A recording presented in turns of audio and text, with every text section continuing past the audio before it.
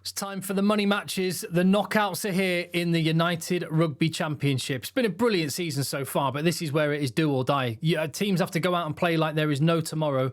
And for 4 of the 8 teams, that is the reality. They'll be on the beach or they'll be sat grumpily on their sofa watching the rest of the knockout stages. 4 teams will go through to the semi-finals. Who they're going to be, how the matchups are going to pan out, what the predictions are, what the permutations are, what the selection is. That's what I'm going to get into on this video. Please join me in the comments. Leave your thoughts down below. Give the video a thumbs up and hit subscribe. I'm absolutely buzzing for this one.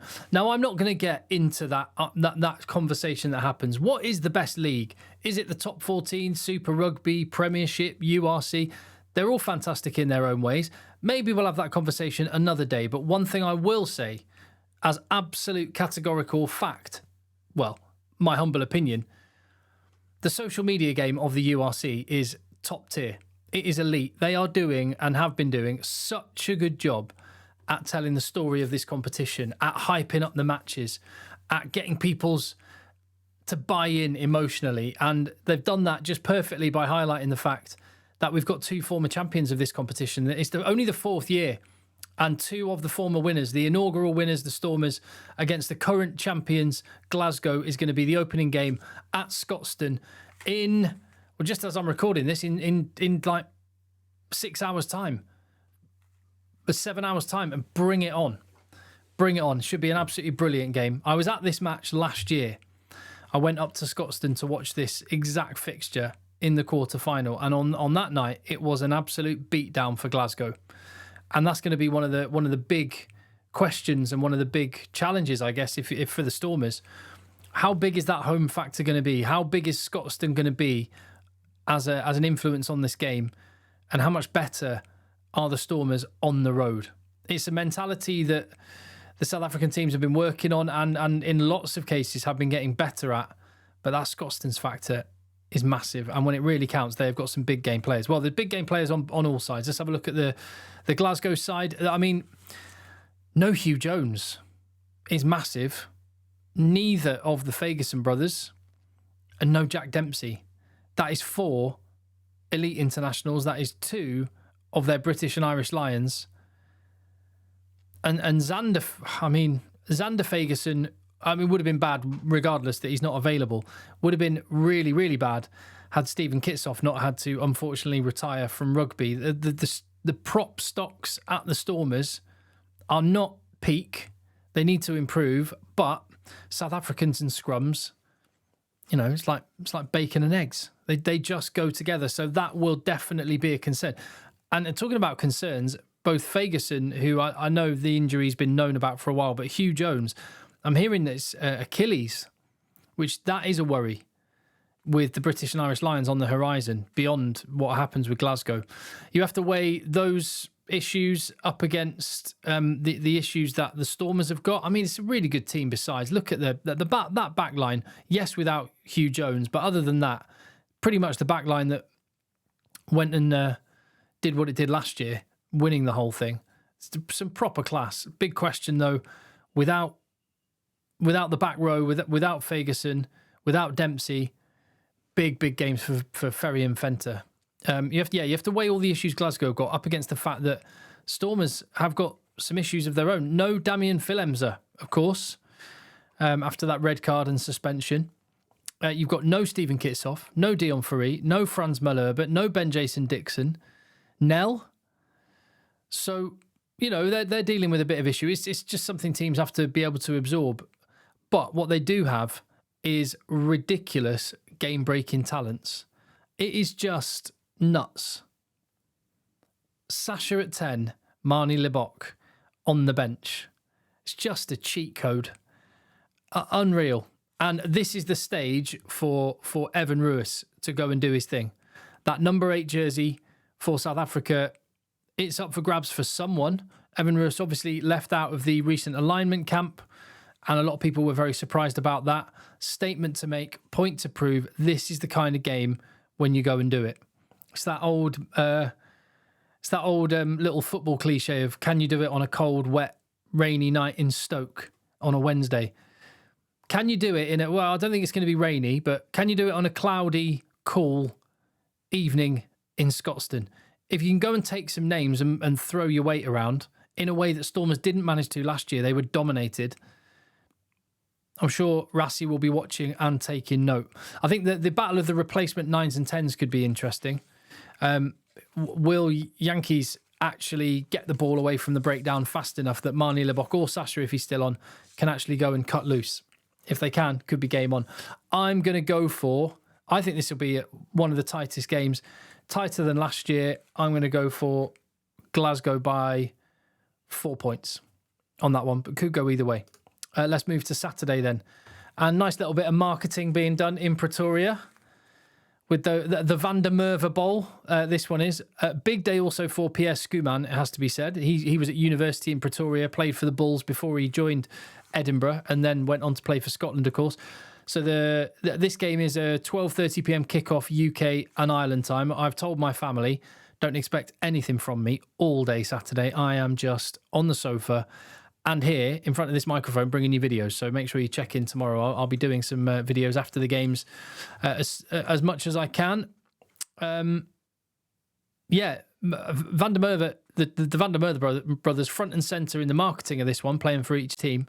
Neither of them in the starting 15. Let's have a look at the teams. I should say, what have I done?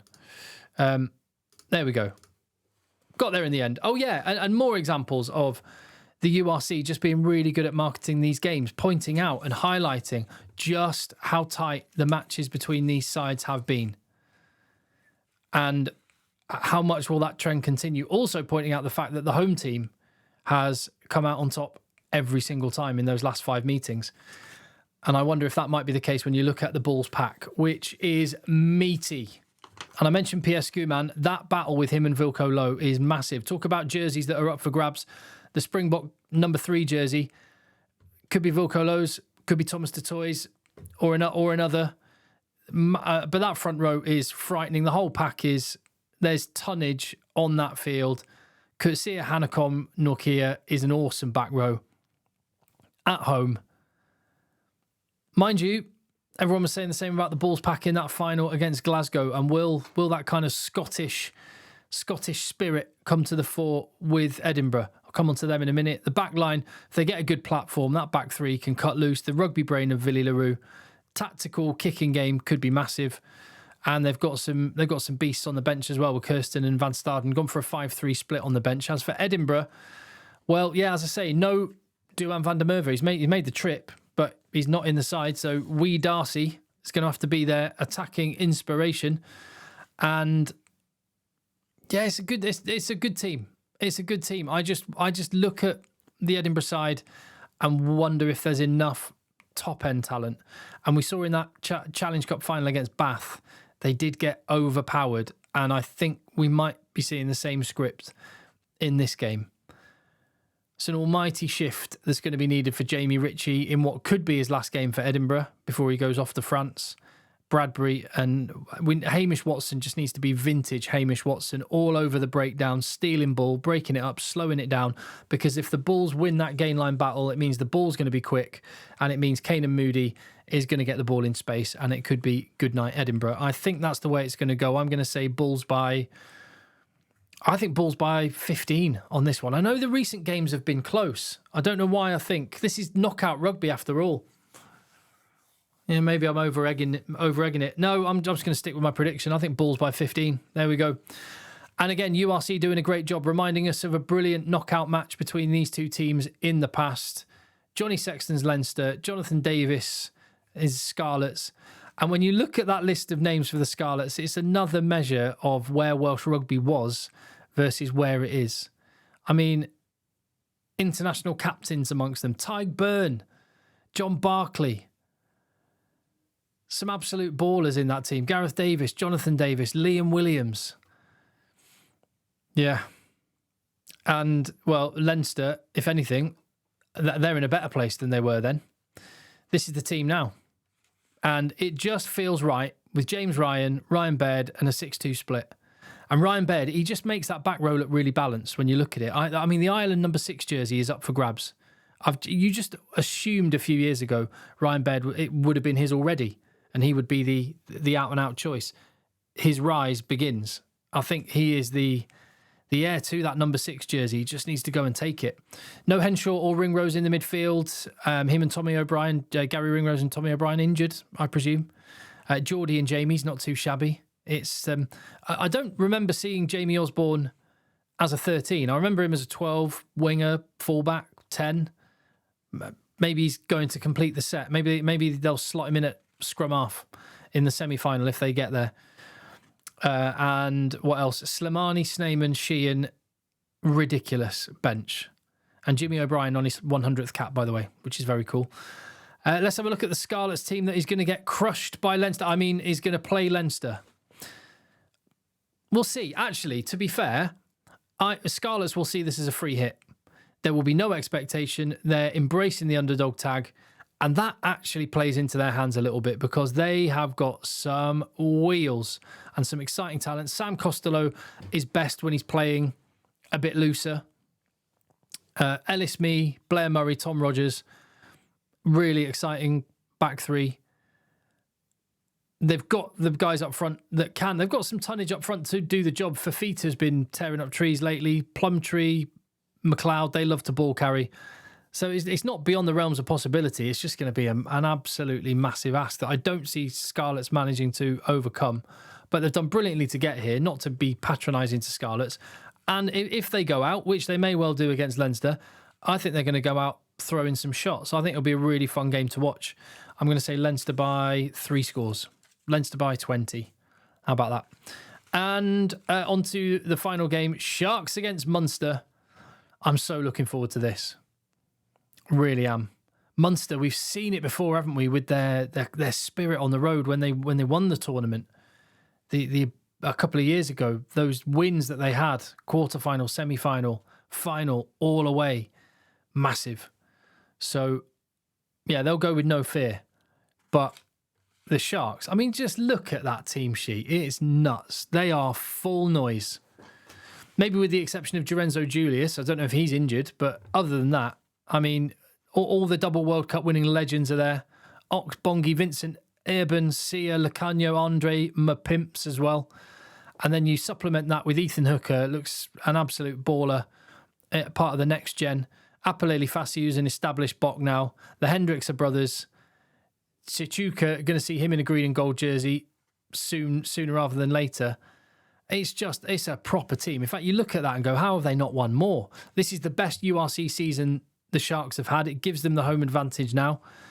And that's massive for them. They'll want to capitalise on that. You sort of get the feeling with the Sharks, I don't know about you, because they have so much talent. It's almost like the coach.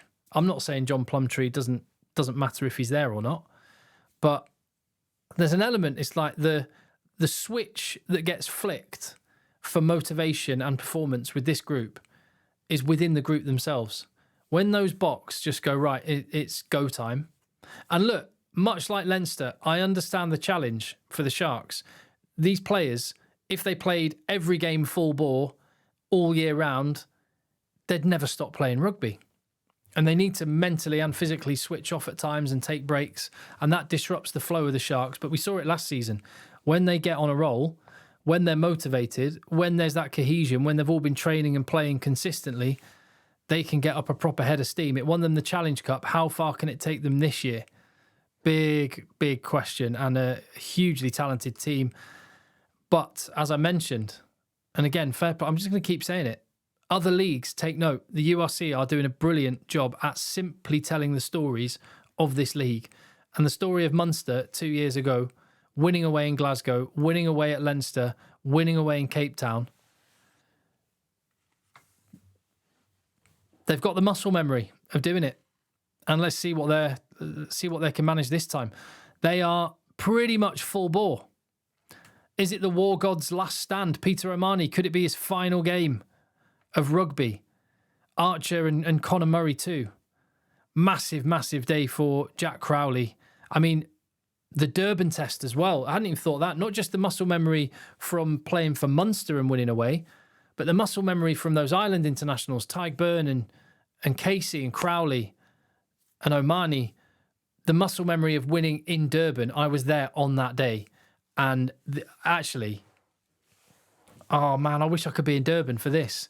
because that was just, in fact, one of my favourite videos I've ever done on this channel. And if you haven't seen it, I would recommend going and checking it out. But it's my little video diary of the match day in Durban. The morning, the Bry Fields, the match itself, and the night out in Umhlanga afterwards. One of my favourite days of rugby, watching the Boks against Ireland. And yeah, the game with the dramatic drop goal by Frawley was ace, but just the Irish and South African fans just made such a beautiful blend. And Kings Park is just a party zone before and after a game. Umhlanga was just off the hook. It went on very, very late and was so much fun.